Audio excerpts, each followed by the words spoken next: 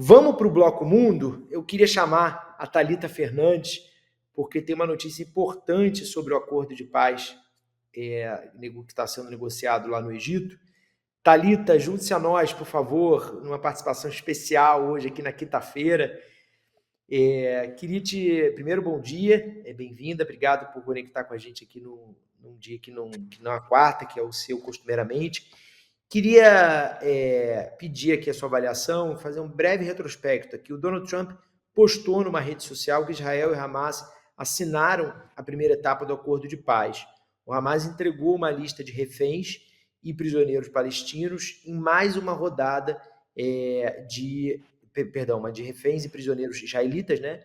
E mais uma rodada de negociações mediadas no Egito.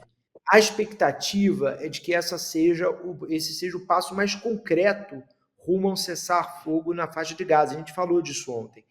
Agora a coisa vai, Thalita? Bom dia, pessoal. Que bom estar aqui com vocês de novo.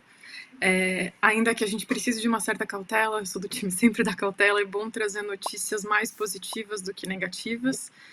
Como a gente falou ontem, né? Existe uma fadiga aí desse conflito mais recente, ou desse desdobramento mais recente do conflito. E assim, respondendo a sua pergunta, Gui, acho que vai, não sei até onde, né? Passei a manhã lendo, acordei curioso porque hoje amanheceu um dia nublado aqui em Jerusalém.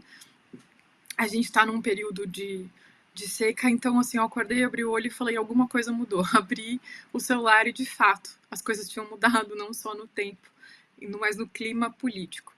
Importante que eu queria trazer aqui pra gente entender o que aconteceu e o que vem pra frente, tá? A gente tem aquele acordo proposto por Donald Trump de 20 pontos, que a gente já debateu aqui ontem e na semana passada. O que eu queria dizer é que aconteceu a aprovação da primeira fase. Então, a primeira fase se resume a quê? A devolução dos reféns, né? A gente sabe que são 48 reféns que não voltaram para casa, reféns israelenses. Acredita-se que 20 deles estejam vivos e 28 seja a devolução, na verdade, dos restos mortais. Do lado palestino, existe uma expectativa de 250 palestinos que estão presos por Israel, cumprindo prisão perpétua, sejam devolvidos, sejam libertados, além de 1.700 palestinos da faixa de Gaza que foram detidos pelo exército israelense durante o conflito. O que a gente precisa ficar atento agora? O que acontece com as outras partes do acordo? Isso vai ser só um cessar-fogo ou a gente está falando de paz definitiva? Acho que é difícil falar de uma paz definitiva, lembrando que o conflito entre Israel e Palestina não se resume à faixa de Gaza. A gente tem a Cisjordânia, a gente tem a disputa por Jerusalém. Mas tentando focar um pouquinho aqui no que acontece em Gaza, a gente precisa entender se de fato não vai ter mais bombardeio, como é que vai ser os 3 pontos principais, né? A devolução dos dois lados, mas também a entrada de ajuda humanitária. Como é que isso vai acontecer em termos de qual vai ser a qualidade de vida dessa população? Quem está fora, quem foi evacuado, vai poder voltar e se reunir com a família? Como é que fica o controle? Como é que Israel vai se retirar? Qual vai ser essa linha que determina o limite de onde o exército israelense pode ficar? E, além disso, tem aquele ponto bastante crítico que é sobre o Hamas vai ou não vai ser desmilitarizado. E com esse ponto que eu queria trazer, sem querer me alongar muito, a gente viu em setembro o reconhecimento do Estado palestino por uma série de países, sobretudo países europeus. E eu quero lembrar isso porque quando a gente fala de desmilitarização do Hamas, talvez seja importante lembrar, porque o Hamas é ao mesmo tempo uma força política e também uma luta armada de resistência contra Israel. Pode ser que entre no jogo, por exemplo, a gente vai se desmilitarizar, mas quem que vai controlar? Que força vai proteger o povo palestino? E nesse aspecto seria importante, então, para a própria segurança do povo palestino e confiança de parte a parte, que existisse, então, uma força que possa defender, como outros estados têm, né? Um direito a um exército, a um policiamento. Então, por isso que eu queria resgatar para que a gente não esqueça o que começou lá em setembro. Um outro ponto que eu queria trazer aqui, que a gente vai ter que olhar daqui para frente, né? Até agora, o principal vencedor é Donald Trump. Ele conseguiu forçar que tudo isso acontecesse muito baseado na vaidade dele. Lembrando que internamente, isso a Letícia vai poder trazer aqui pra gente na semana que vem, vários problemas de política doméstica. Thalita, e eu acho que o que a gente pode esperar em termos de quando vem uma próxima notícia com relação à implementação ou a, enfim, entrega dos reféns, por exemplo? A gente sabe, você mesmo trouxe no matinal aqui para a gente que tem uma questão de dificuldade até de acessar todos os reféns, especialmente os corpos daqueles que estão mortos, né? Porque estão em escombros, provavelmente. Então, até por parte do Hamas tem essa dificuldade. As notícias indicam que isso já foi passado até para Israel, né, nessa negociação que foi feita. O que a gente pode esperar em termos de quando a gente vai ver um sinal concreto de que essa primeira fase do acordo assinada vai entrar em vigor? Bom, eu acho que agora é minuto a minuto, né? Primeiro a gente tem que ver se de fato não tem mais relato de bombardeamento, como é que fica a questão da entrada de ajuda. Hoje deve ter, é esperado que haja, né, uma decisão por parte do gabinete do Benjamin Netanyahu, o primeiro-ministro de Israel, porque ele precisa aprovar esse acordo internamente no seu gabinete. E a gente já viu aqui alguns ministros levantando a voz e dizendo que não aceitam. Sobretudo, um dos mais eloquentes é o Smotrich, que é o ministro de Finanças, que já se manifestou vocalmente contra este acordo de paz, contra o cessar-fogo, e ele defende que a destruição do Hamas, nas palavras dele, seja levada a cabo. Lembrando que esse é o mesmo ministro que há algumas semanas falou que o acordo do Trump era uma ideia de uma bonança imobiliária em Gaza, retomando aquela ideia atroz de que todo mundo fosse expulso e de que se construísse um paraíso imobiliário na faixa de Gaza. Então, assim, a gente precisa saber o que sai hoje.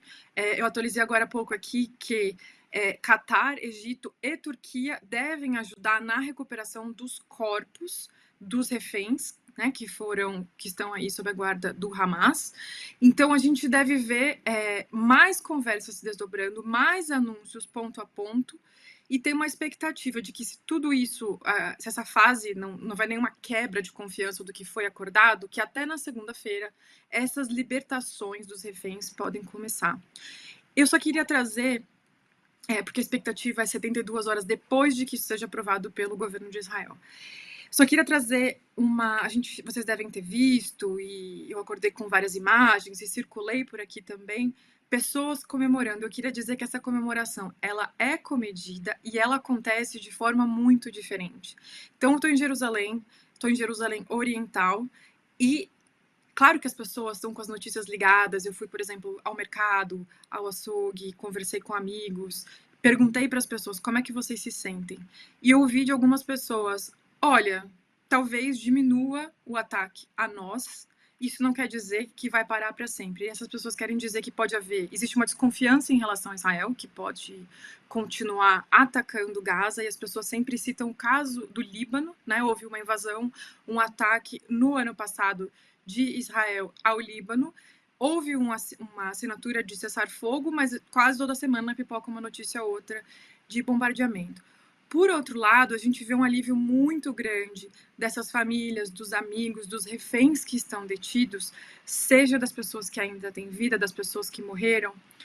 E aí a gente vê imagens muito fortes em Tel Aviv, das pessoas comemorando, se abraçando, porque é um luto coletivo também que essas pessoas estão vivendo, né? Ter o direito de ter, ainda que infelizmente, os corpos dos seus amados, também é uma coisa muito importante.